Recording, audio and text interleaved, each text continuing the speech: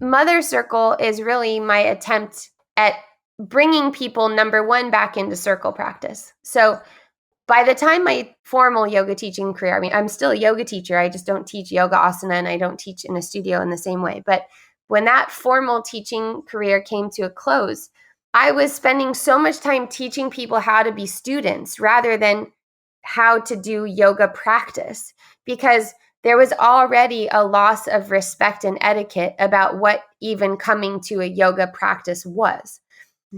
Circle is kind of similar. We have lost the threads of what does it mean to come together. When you are lucky enough to be in a room with 5 other people, 10 other people, what do we do with that encounter?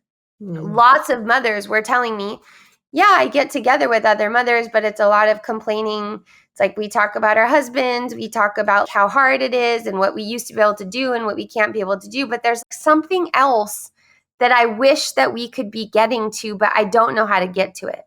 And so Mother Circle, it's a response to that. It's also a response to, at one time, I was doing internal pelvic floor work. I did about 800 sessions in 3 years, and it was all birth injuries, gynecological surgeries, and sexual boundary ruptures that I was working with. And I had practices in 5 cities: Vancouver, LA, San Diego, Chicago, New York. The waiting lists were getting crazy. And I'm like, this isn't sustainable. I couldn't even train people fast enough to attend to how many people need the help. Why? Because birth is not inherently traumatic. In fact, birth is inherently life-giving. That doesn't mean that it's easy. It just means that the full spectrum of life is present in that event, and that is not inherently traumatic. But the culture is becoming so victim-based that language is everywhere, that it's just overridden with poor me. Well, why should I have to do that? If it could be easier, why wouldn't I have it easier? And then if that's not the victim narrative, then the other narrative is like doctors in the industrial medical complex are against me. So the victim narrative, it just distorts and refabricates itself depending on what perspective a person has. So 4th trimester, that book, who reads that book? People who've had a bad first postpartum period. That's usually because when you go to the birth altar, you're not thinking about after the birth, the first time you have a baby. It's very hard to convince anyone that that's important because the birth is there just glaring at them.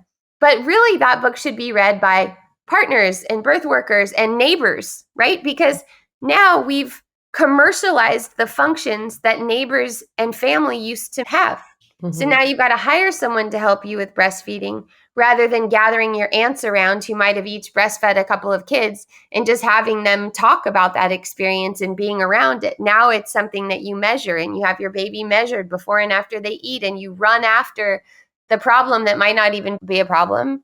And maybe it is, but this lens of, just say real victimhood that seems to pervade the female experience right now. And it's kind of confounding me because I'm seeing it interlacing with feminism now, where carrying a baby is now something that's supposed to be like, well, maybe you just get a surrogate, because if you don't want to go through that with your body, then maybe somebody else will do that for you because you don't want to put yourself through that kind of thing.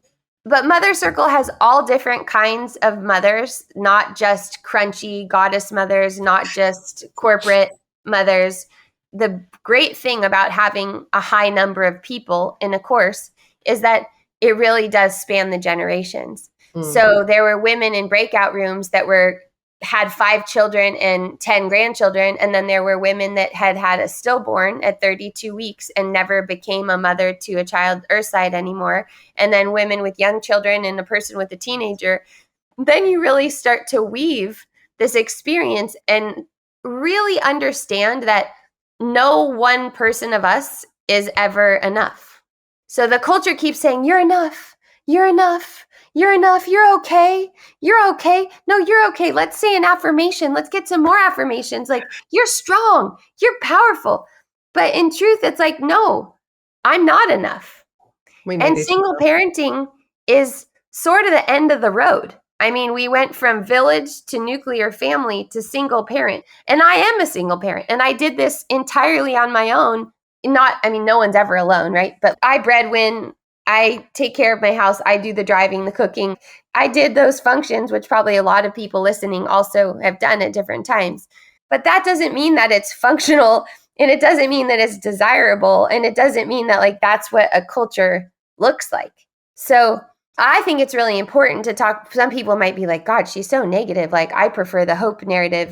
But I like to talk about what's really going on, because it gives context for these other conversations about health and wellness that sometimes become so self-focused, self-improvement, self-discipline, that it doesn't let us look outward of the context that we're in and the real agency that we have and don't have in that context, because women are basically in purgatory right now.